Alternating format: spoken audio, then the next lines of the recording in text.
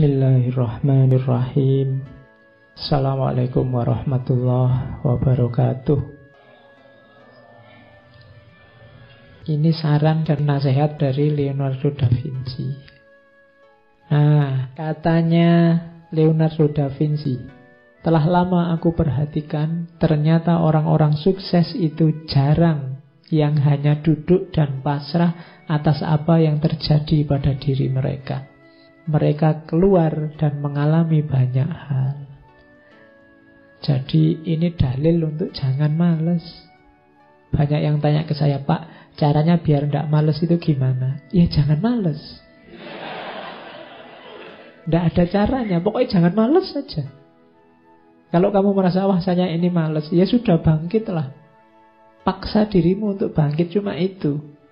Dan biasakan untuk beraktivitas, cuma itu. Karena manusia itu hidup dengan apa yang dia biasakan. Kalau kamu biasa santai-santai, kongko-kongko, enak-enakan, ndak ngapa-ngapain, ya kamu akan terbiasa dengan itu. Maka satu-satunya jalan keluar dari zonamu, aktiflah. Jadi kuncinya itu. Katanya Leonardo kan, saya sudah cek sendiri, semua orang sukses itu ndak ada yang dengan diam dan pasrah.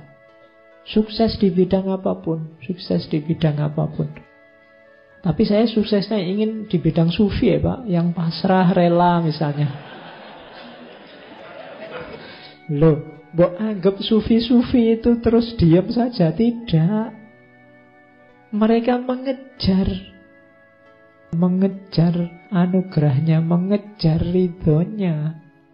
Oh, mereka justru tidak tidur siang hari, malam hari, isinya ibadah. Tidak ada yang kok males-malesan itu, tidak ada. Jadi kamu cita-citamu apa saja, tidak akan sukses kalau kamu hanya duduk dan pasrah. Tapi sekarang bisa loh Pak, jualan, pegang HP sambil duduk-duduk. Iyalah, tapi ya tetap nggak bisa diam saja. Jadi rumus pertama itu, kamu harus aktif. Dan rumus keaktifan itu kalau di Islam kan jangan dibayangkan kayak 1 tambah 1 2. Keaktifan itu upaya kita bergerak. Tidak usah dipikir hasilnya. Kadang-kadang karena mikir hasil ini kan terus kita jadi pesimis.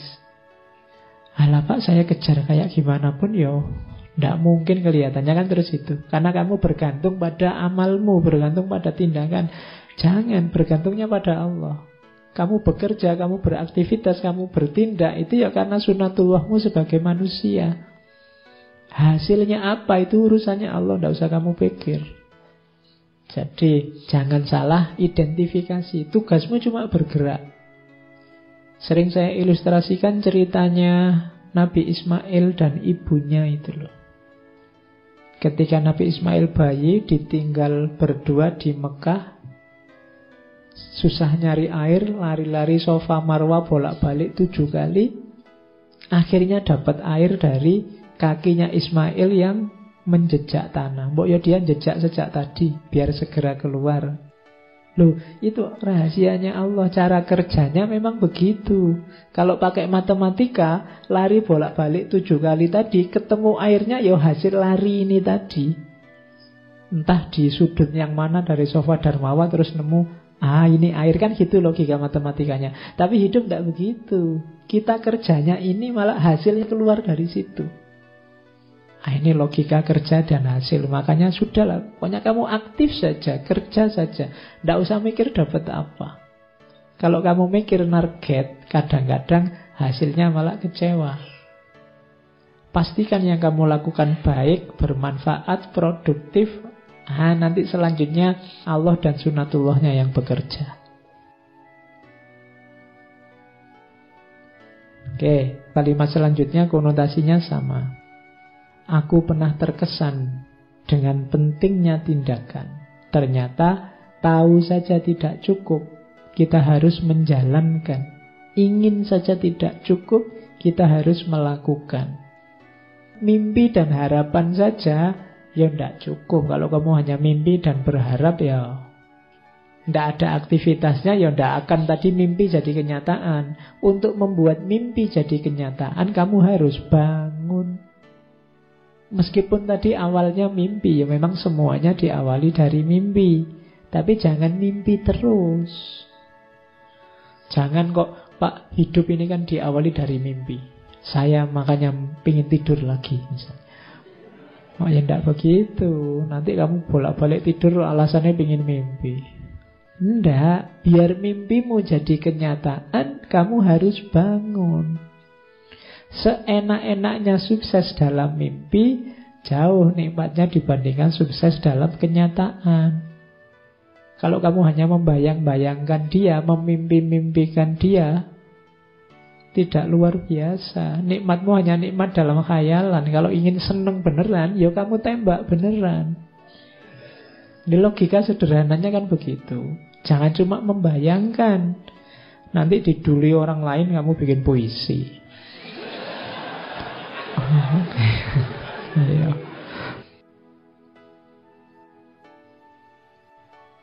Oke ya, terus ini analogi dari Leonardo da Vinci. Besi berkarat karena tidak dipakai. Air yang diam akan kehilangan kejernihannya dan dalam suhu rendah dia akan beku. Demikian juga dengan ketidakaktifan akan melemahkan pikiran. Maka kita harus merentangkan diri kita sampai batas akhir kemungkinan. Kalau kurang dari itu berarti dosa, baik pada Tuhan maupun pada manusia. Itu maksudnya apa? Wujudkan potensimu, gunakan fasilitas, kekuatan, daya yang diberikan oleh Allah 100% semaksimal mungkin. Kalau tidak berarti dosa. Kenapa? Allah memberi kita sia-siakan. Allah memberimu mata, memberimu akal, memberimu tenaga, kekuatan, telinga. Semuanya ini kan fasilitas dari Allah. Manfaatkan semaksimal mungkin untuk kebaikan, cita-cita kebenaran, cita-cita keindahan yang kamu miliki.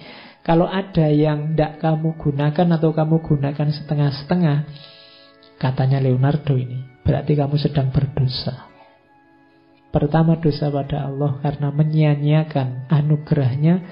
Kedua, berdosa pada manusia yang lain karena kamu harusnya bisa memberi manfaat besar, tapi tidak jadi karena kamu malas. Jadi itu pesannya Leonardo. Kalau hanya dilihat pesannya saja kan tidak terbayang orang seperti Leonardo bisa ngomong kayak gini. Kamu ngertinya kan cuma lukisan-lukisan dan inovasi-inovasinya. Tapi tidak akan lahir orang sebesar itu kalau tidak punya filosofi hidup yang hebat. Dan ini diantara filosofi hidupnya. Jangan jadi kayak besi yang diam, karena sedahsyat apapun, sekuat apapun besi, kalau dia diam, maka dia akan berkarat. Air juga begitu, kalau diam maka dia kehilangan kejernihannya, dan kalau suhu turun dia akan beku. Pikiranmu juga begitu, kalau tidak sering digoyang dia akan beku. Kalau dia beku tidak bisa dimanfaatkan.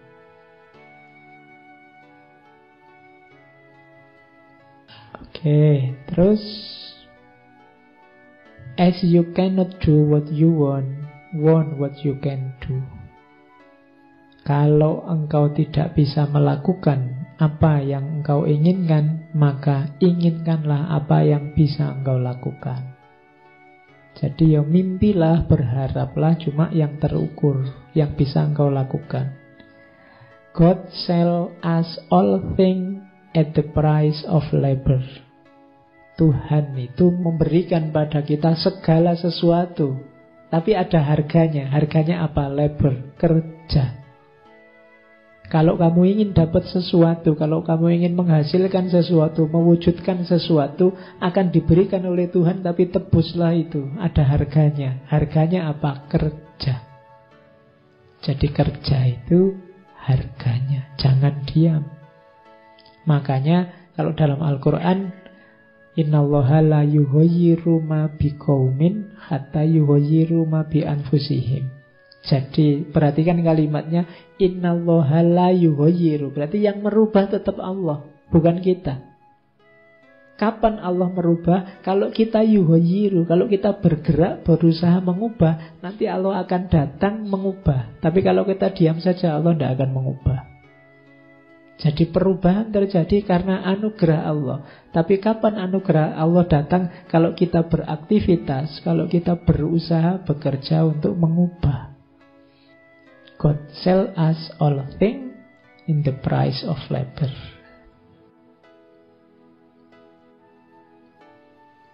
Oke, terus nah, kalau ini agak spiritual.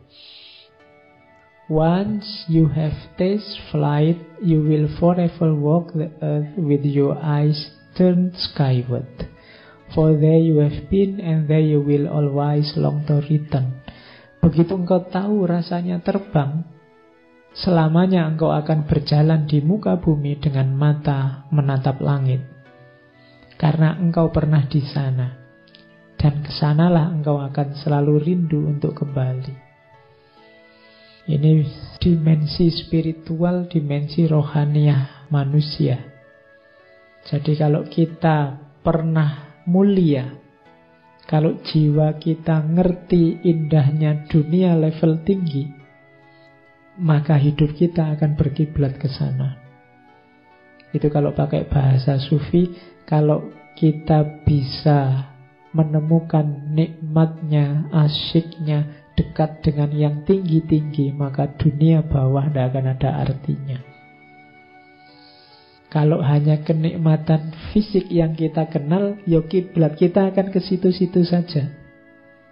Tapi kalau kiblat kita lebih tinggi dari itu, lebih dahsyat dari itu, biasanya ya itu yang akan jadi tumpuan perhatian kita. Jadi hubungannya dengan mimpi tadi. Mimpimu setinggi apa? Itu biasanya sejauh pengalamanmu. Anak kecil yang belum mengalami apa-apa, mimpinya mungkin hal yang rendah. Pingin punya mesin yang bisa mengeluarkan permen terus, misalnya. Pingin punya, itu kan karena dunianya itu. Coba lihat Doraemon itu, bisa keluar mesin macam-macam. Tapi kan yang diminta yang sesuai kebutuhan anak kecil sebesar Doraemon. Coba kalau kamu yang punya Doraemon, wah bahaya. Yang kamu minta mesti yang aneh-aneh.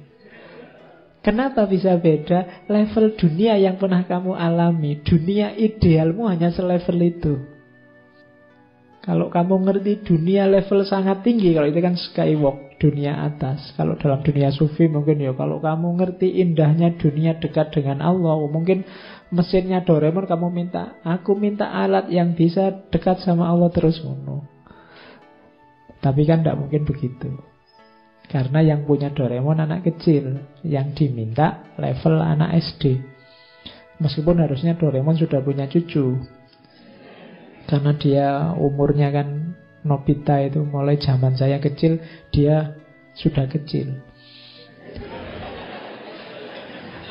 Apalagi sekarang.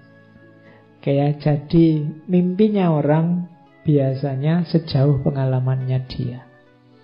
Kalau dia mengalami dunia level tinggi, maka itu yang akan dia kejar. Tapi kalau hanya dunia level rendah yang pernah dia alami, ya mimpinya tidak akan jauh-jauh dari itu. Itu kayak ceritanya Khalil Gibran tentang perdebatan antara pohon kelapa dan rumput. Jadi satu ketika rumput ini mengejek pohon kelapa, ngapain kamu tinggi-tinggi? Kalau ada angin besar kamu akan roboh, patah, jatuh. Mbok kayak aku ini, di bawah saja enak. Ada angin, ada gempa, ada aman, aku ndak roboh-roboh. Aku cuma kecil terus lentur. Tapi katanya pohon kelapa, ndak, kamu di bawah ya, yang bisa kamu lihat hanya dunia kecil sekelilingmu saja. Meskipun resikonya ya juga kecil. Aku tinggi, resikoku besar, tapi aku bisa melihat dunia lebih luas dibandingkan dirimu. Ya memang beresiko, mungkin ada angin, ada gempa, ada apa, aku akan roboh, mati. Tapi aku sudah tahu dunia yang lebih luas dan lebih indah. Sementara engkau mungkin umurmu panjang, tapi ngertimu hanya itu-itu saja. Nah itu kamu cari di buku-bukunya Khalil Gibran ada.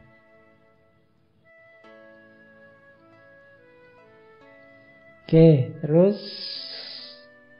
nah, ini kamu ingat-ingat ya. Tipuan paling besar yang dialami oleh manusia itu bukan karena ditipu orang lain, tapi karena ditipu oleh pandangannya sendiri.